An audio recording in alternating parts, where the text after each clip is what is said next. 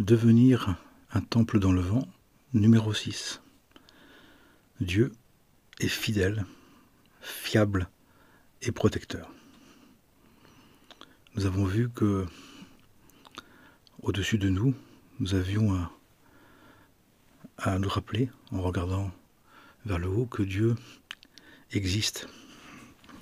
Il existe et qu'il est sûr. Qu'il est vrai. C'est-à-dire que c'est lui qui est tout ce qui était, tout ce qui est et tout ce qui sera.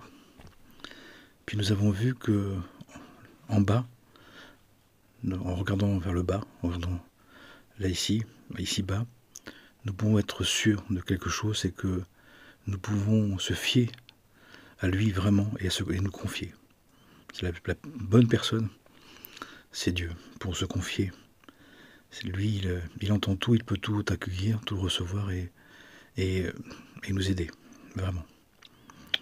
Ça ne veut pas dire que des humains ne peuvent pas le faire, mais ce sont des êtres humains, on est tous limités, on a tous des limites. Et puis on a vu que devant nous, Dieu est très bon. L'interaction avec le monde, la manière dont on regarde, dont on interagit, doit être portée par de la bonté, de la miséricorde et de la compassion. Et puis on a vu que à notre droite, le maître, le divin, de prendre la conscience, regarder à droite, c'est de se souvenir que Dieu est aimant, bénissant et compatissant. Et de regarder à gauche, c'est de savoir que Dieu est fort, il est juste, d'une justice absolue et d'une perfection totale. Et puis maintenant, derrière nous, là on ne peut pas voir, là où il nous faut nous retourner pour voir. Mais derrière nous, devons nous souvenir que Dieu est fidèle, fiable et protecteur. Derrière nous correspond à tout ce qui, en nous, doute de Dieu, a peur de Dieu, et dans une peut-être détournée de Dieu. Et donc nous devons nous rappeler sans cesse que le divin, lui, il fait tout pour garder l'alliance. Il est fidèle à l'alliance. Il la tient, il la garde, il la veille, il nous la rappelle sans cesse. C'est pour ça aussi que il est dit que quand quelqu'un a été repris par la rigueur, par des décrets, quand la personne commence à être réprimandée, à être rappelée d'une manière ou d'une autre par des événements, c'est que la personne, ça fait un bon moment que nous n'avons pas entendu, que nous n'avons pas suffisamment bien écouté.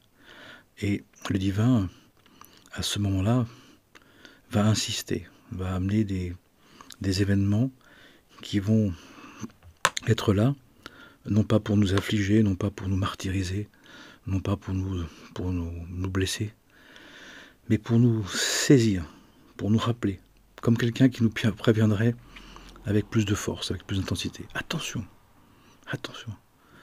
Tu as vu que... Oui, d'accord. Non mais attention. Et le divin, il faut savoir qu'il ne cesse, par tous les moyens possibles, de nous prévenir. Souvenons-nous que le divin est très bon. Il veut qu'on réussisse. Il fait tout.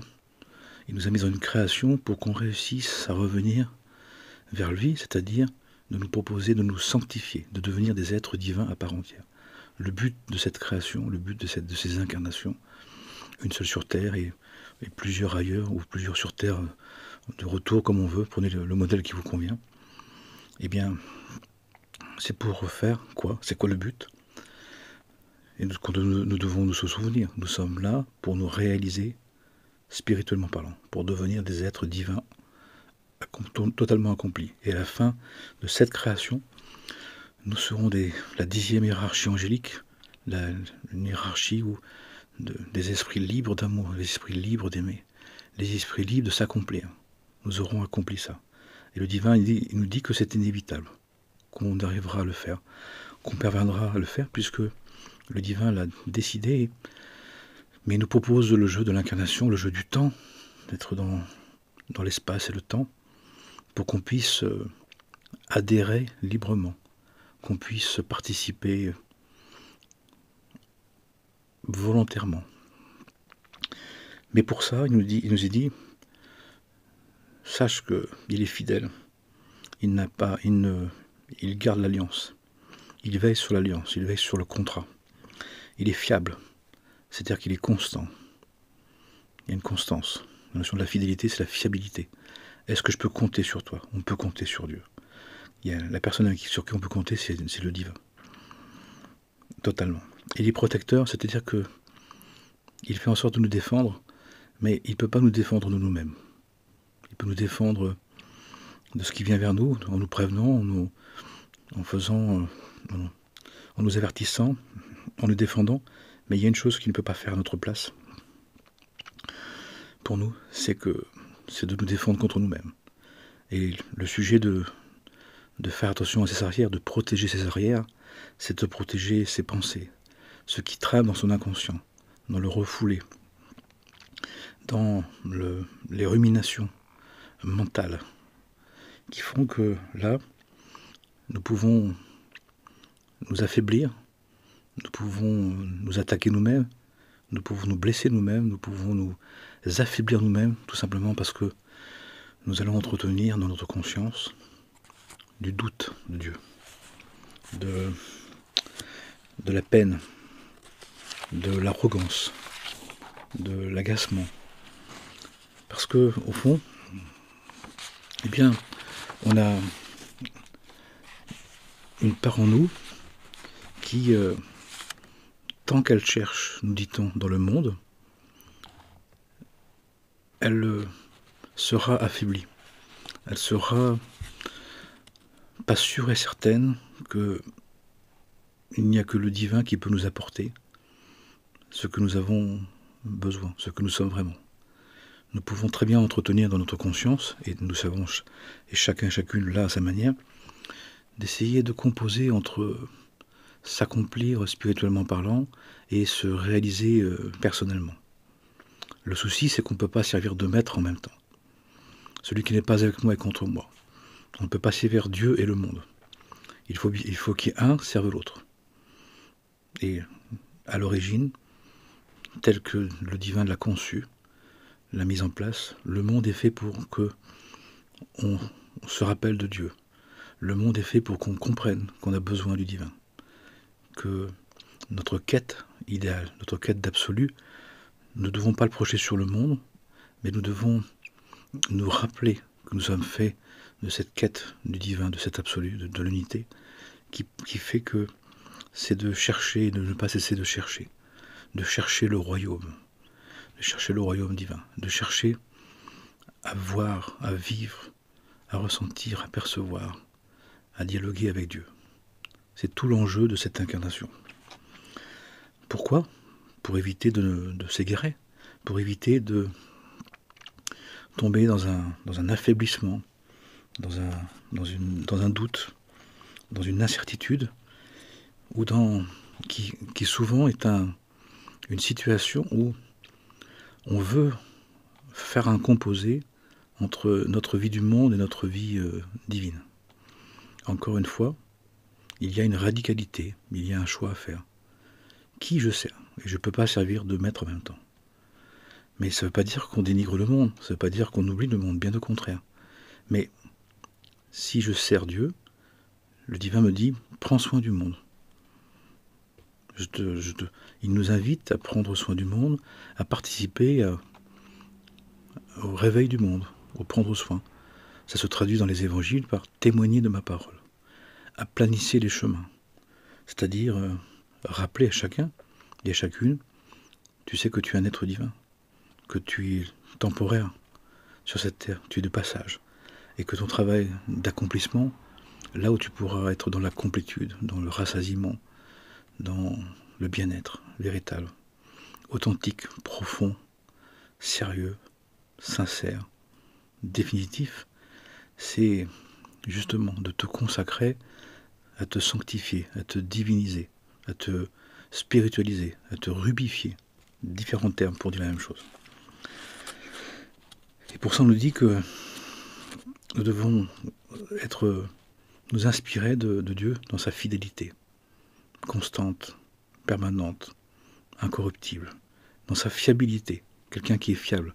On peut compter sur lui. On peut compter sur lui, c'est-à-dire on sait que cette personne-là, elle va toujours nous ramener, comme une boussole. Elle va toujours la boussole du cœur. Hein. La fiabilité, c'est quelqu'un qui a une boussole du cœur, qui est toujours dirigé vers Dieu.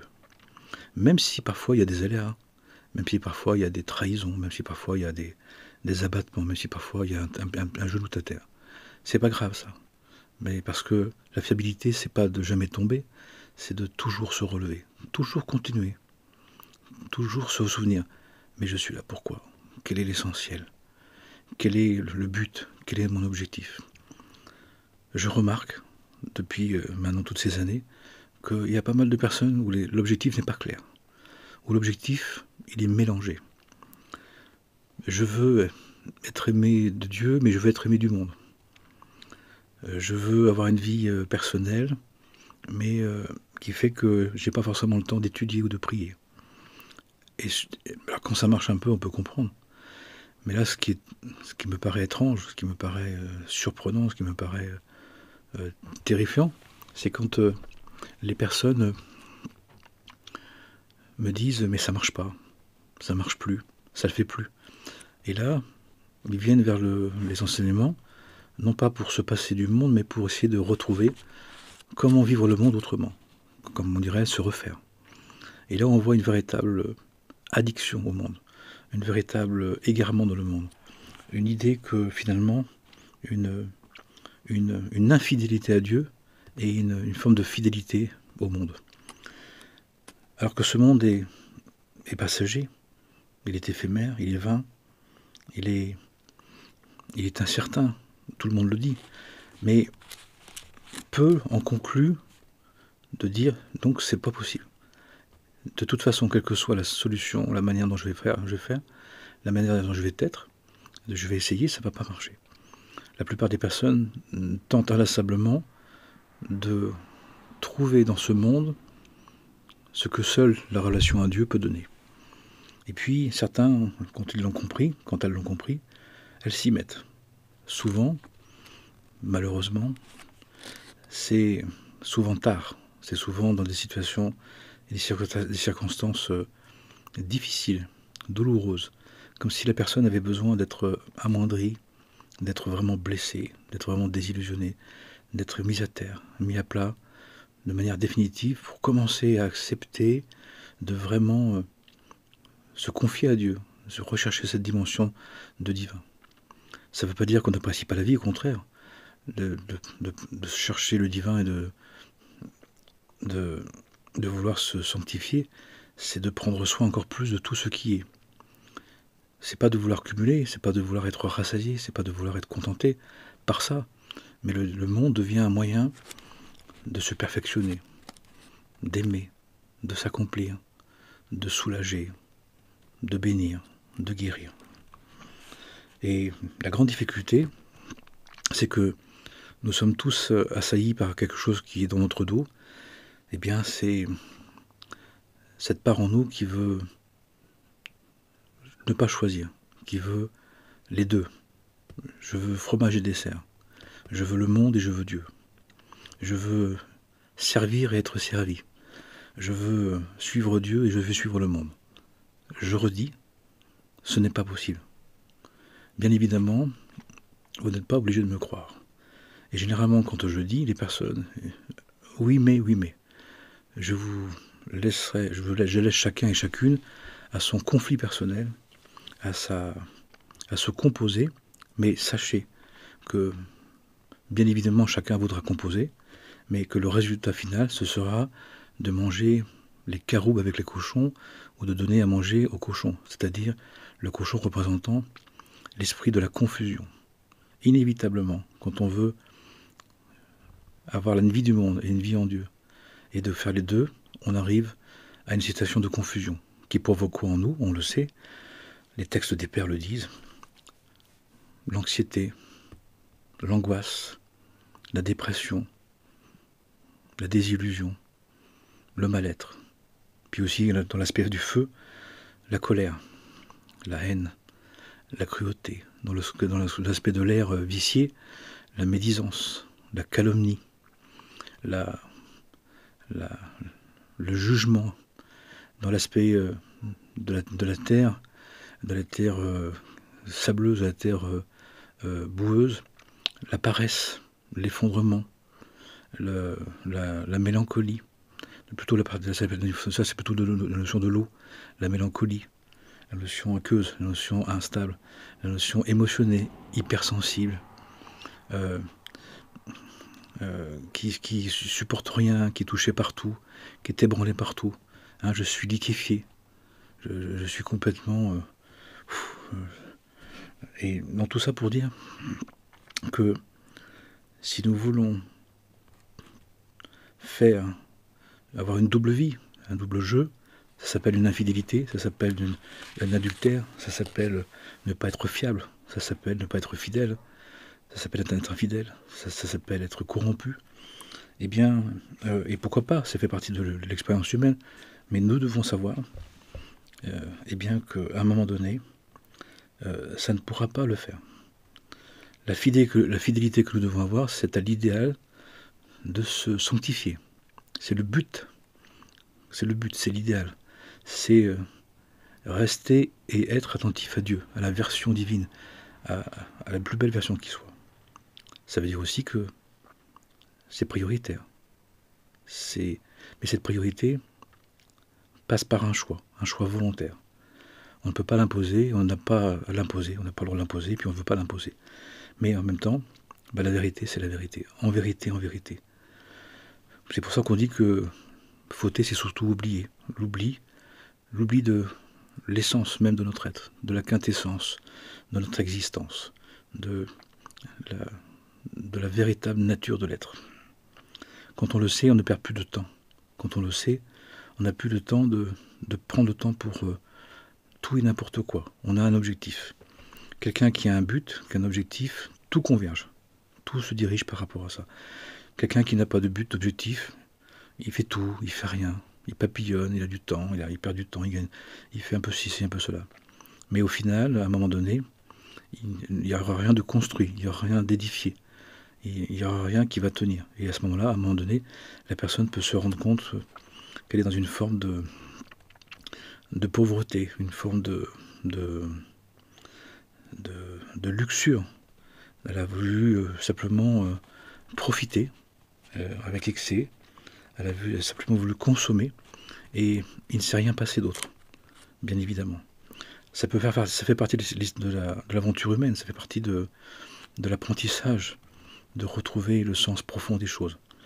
Mais à un moment donné, on peut aussi tenir compte de ces expériences et peut-être de dire, bon, peut-être que maintenant j'ai à passer à autre chose. Maintenant j'ai peut-être à faire le choix de construire mon éternité, de me concentrer sur le but éternel, sur le but essentiel, sur le but vital, originel.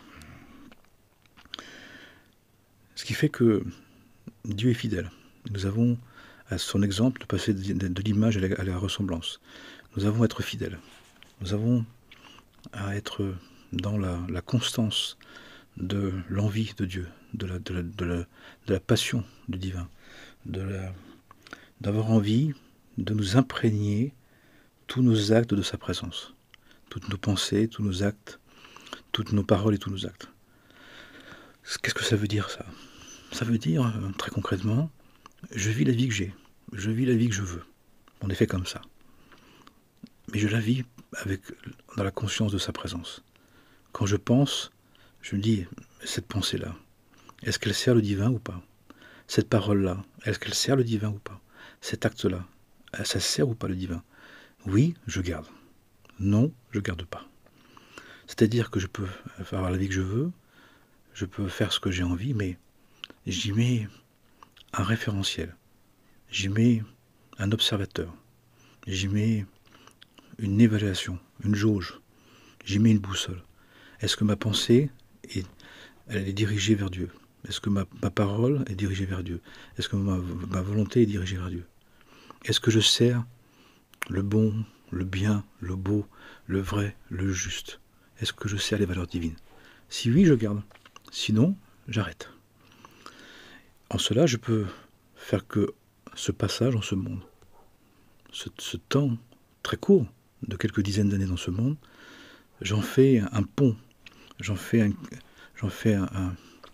un support d'élévation, un support de sanctification, qui fait qu'au fur et à mesure, même si ma bonne volonté ne se réalise pas vraiment, je vais quand même trouver un contentement, je vais trouver quand même une paix, parce que j'aurais servi l'idéal, l'idée de vivre dans sa présence, d'être fidèle dans ma conscience à préserver mon esprit, mon esprit, un esprit saint, un esprit pur, un esprit propre, un esprit de toute bonté, de toute sûreté, de toute confiance, de toute vaillance, de toute fidélité, de toute fiabilité, de toute complétude, de toute bénédiction, de toute compassion, compassion, de toute bonté, etc., etc.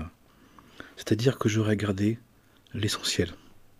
Je ne perds pas l'essentiel, je ne perds pas l'objectif, je ne perds pas le dévouement, me dévouer la quête, de garder l'idée, la finalité. Qu'est-ce que je veux réaliser?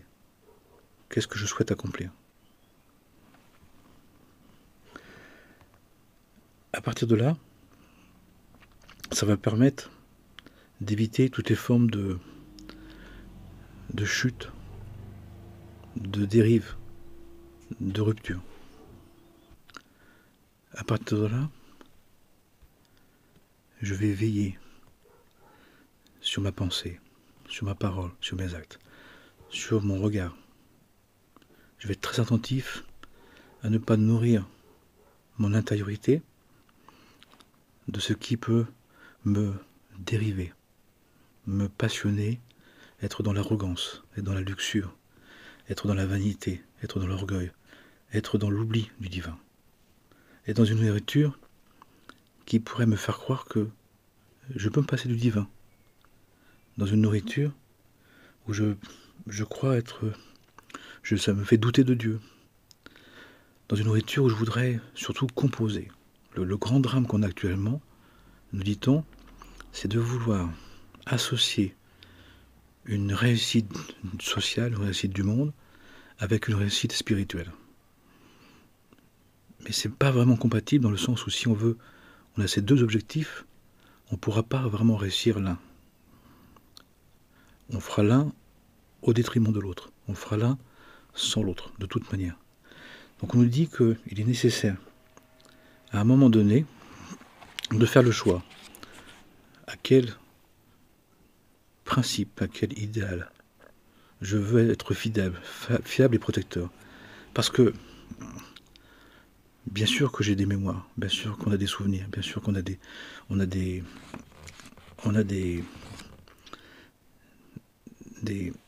souvenirs de participation à autre que Dieu. On n'a pas toujours été en train d'essayer de se spiritualiser, de se diviniser, de se sanctifier. Et donc on a des traces, on a des marquages, on a des souvenirs, on a des habitudes. Et l'idée, c'est de ne plus les nourrir. Pour ne pas nourrir nos passions, de ne pas nourrir nos addictions, de ne pas nourrir ce qui est en contradiction avec la fidélité, avec la fiabilité, avec la protection divine. Comment? En faisant en sorte d'entretenir dans notre conscience un désir de Dieu le plus permanent possible. Veiller et prier sans cesse. Donc ce qui veut dire autrement, si je me tourne vers Dieu, je dois me détourner du monde. Si je me tourne vers le monde, j'ai tendance à me détourner de Dieu. Mais l'un peut servir l'autre. Et le monde est fait pour qu'on serve l'autre. Le monde est fait pour qu'on serve Dieu, qu'on serve le divin. Donc on est dans un monde où il y a le bien et le mal, et c'est fait pour qu'on choisisse le bien et qu'on repousse le mal, en pensée, en parole et en acte. Ce que nous portons dans le dos, c'est toutes nos ambiguïtés, nos laissés-aller, nos trahisons, nos erreurs, nos fautes, notre péché, tout ce qui fait que nous avons été infidèles, que nous avons adultéré le Saint-Nom, que nous avons profané le Saint-Nom, que nous avons manqué de vaillance, de fiabilité, nous avons flétri l'alliance, nous avons appauvri l'alliance, nous avons gaspillé. C'est pas grave, mais l'idée c'est de s'en servir, c'est dire bon finalement, peut-être que j'en ai plus envie. Et si j'en ai plus envie, et bien maintenant, le travail, ça va être à chaque fois dire comment je peux penser les choses, comment je peux dire les choses, comment je peux vivre les choses, pour y mettre de l'éthique spirituelle, de la présence du divin. À partir du moment où je fais quelque chose et que je pense à Dieu, que je dis mais est-ce que je peux le faire devant Dieu? Est-ce que je peux le dire devant Dieu ça? Est-ce que je peux l'agir devant Dieu? Je ne peux pas me comporter de la même manière. Mais cette éthique-là, cette morale, cette précaution, ce comportement justement noble est une décision à prendre. Personne ne peut nous y obliger. D'ailleurs, plus personne ne supporterait, plus personne. Même ceux qui ont des maîtres, les maîtres disent mais les personnes n'ont plus envie de suivre, n'ont plus envie vraiment de se conformer. Parce qu'en nous, on a dans notre inconscient, et tapis dans l'inconscient, justement, des pensées hérétiques, des pensées monstrueuses, des pensées vaniteuses, arrogantes, prétentieuses, ces fameuses passions de l'âme que nous avons à nous confronter par nous-mêmes. Et les images en nous, finalement, les images, elles sont en nous. Les passions, elles sont en nous. Il n'y a rien qui rentre en nous qui vous souille. Ce qui nous souille, c'est ce qui sort de nous. Et ce qui est derrière nous, c'est ce qui sort de nous, c'est-à-dire ce qui est en nous. Eh bien, c'est ce travail-là que nous avons à faire. Donc une fois qu'on a compris que ce n'était pas l'extérieur qui nous polluait, mais que l'extérieur vient révéler ce qui est en nous de désordre en désordre, ce qui est en nous est passionnel, ce qui est en nous est contre nature, ce qui est en nous est hérétique, insolent, orgueilleux, vaniteux, paresseux. Après, on a tout ce travail à faire. Et pour faire ce travail, il nous faut entretenir en nous, dans notre cœur, des pensées d'alliance, des paroles de vigilance et une attitude de garde pour ne pas se laisser emporter. Mais ça veut dire de fait qu'on ne peut pas avoir le même comportement avec la vie, avec le monde. On doit se mettre dans une situation où on ne va pas alimenter de l'extérieur nos passions intérieures. Comment? En évitant de regarder et d'écouter des choses qui alimenteraient nos passions. Ce qui fait que nous devons ensuite avoir un rapport évalué, à évaluer dans ce que nous allons manger, pas simplement de nourriture, mais aussi dans le regard et dans ce qu'on écoute et dans ce qu'on voit. Pourquoi? Parce que par l'écoute et par le regard, nous rentrons directement dans le cœur. Nous alimentons directement les passions de l'âme. Donc le gros travail, pour se protéger, pour faire simple, le gros travail spirituel, le grand travail spirituel, pour se protéger d'alimenter nos passions qui sont en nous. Il s'agit de faire en sorte de protéger son écoute, ce qu'on entend, ce qu'on écoute, et surtout ce qu'on regarde. On pêche par le cœur, nous dit-on, en fautant par les yeux. Si je retiens ma bouche de médire, de calomnier, si je retiens mes yeux de regarder tout et n'importe quoi, et si je retiens mon oreille d'écouter n'importe quoi, et que je vais commencer à dire, je ne vais pas dire n'importe quoi, je ne vais pas regarder n'importe quoi, et je ne vais pas écouter n'importe quoi, de fait, nous allons couper ce qui en nous touche l'alliance, blesse l'alliance, est infidèle. Ce qui en nous n'est pas fiable, ce qui en nous ne nous protège pas des passions et qui à un moment donné va nous faire douter de Dieu. Et le doute commence par l'arrogance. Non mais quand même j'ai bien le droit, puis quand même je peux faire ce que je veux, et j'ai bien la liberté. La liberté, sans la conscience, ça devient de l'infidélité. Mais la liberté avec de la conscience, ça devient de la fiabilité, on le sait. Donc puissions-nous l'envisager, puissions-nous nous le rappeler. Encore une fois, c'est une décision personnelle de se tenir. C'est un travail constant, c'est un travail harassant, mais c'est un travail pour acquérir cette noblesse de cœur, cette fidélité intègre, cette intégrité, cette fiabilité de la conscience, qui est l'essentiel du travail du disciple, pour qu'on puisse justement accepter de suivre le maître, de suivre les enseignements maîtres, de suivre le je suis de l'être qui est le maître du cœur, pour qu'il nous apporte toute sa protection, parce qu'il nous l'apporte déjà. Mais la protection qu'on a, elle peut nous protéger des autres ou de ce qui se passe à l'extérieur, mais elle ne protège jamais quelqu'un qui de l'intérieur trahit et n'est pas fiable, est infidèle.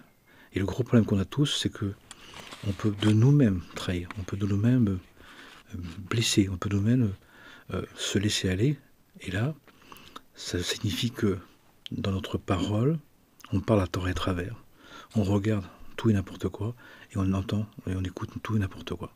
Qui fait que on fait entrer on fait entrer à l'intérieur ce qui est à l'extérieur, mais de nous-mêmes. Et ça, personne peut nous empêcher de faire ça, mais c'est ce qui fait qu'en nous, il y a bien une partie en nous qui est cachée, comme derrière le dos, qu'on ne voit pas, mais que nous avons alimenté par un laisser-aller, par une arrogance, par une luxure, par une débauche, par une vanité, par un orgueil, par une prétention, par des addictions qui nous semblent normales, qui nous semblent sans conséquence, ce qui est totalement faux. On a minimisé au lieu de relativiser. On n'est pas que ça, mais minimiser, c'est pas grave. Et le problème, c'est qu'au bout d'un moment, quand est-ce qu'on va le voir? Quand la personne n'est pas fidèle, quand elle n'est pas fiable, et quand elle est débauchée, quand elle profane le Saint-Nom, quand qu'elle est arrogante, qu'elle est en colère, qu'elle est anxieuse, qu'elle est dans le doute, dans l'incertitude. C'est-à-dire, en gros, pour faire simple, qu'elle est mélangée. Qu'elle a voulu mélanger ce qui ne doit pas être mélangé. Et on peut se défendre d'ennemis extérieurs, mais l'ennemi intérieur qu'on a fait venir, eh bien, on ne peut pas s'en défendre parce que c'est nous qui l'avons fait venir. Si on le sait, cette partie-là, on peut la stopper très rapidement, très efficacement. Mais ensuite, il faudra garder. Il faudra veiller, prier et garder. Essentiel. Amen et Amana. Très bonne soirée, très bonne nuit. Que le Saint-Nom divin nous entoure, qui nous entoure, nous protège, et que nous apprécions sa fidélité, sa garde fidèle, sa fiabilité, sa garde sûre et sa protection permanente. Bien évidemment, à nous de ne pas la transgresser, à nous de la conserver dans notre conscience, pour qu'on puisse justement construire l'être divin que nous sommes, en tout et pour tout. Amen et Amana.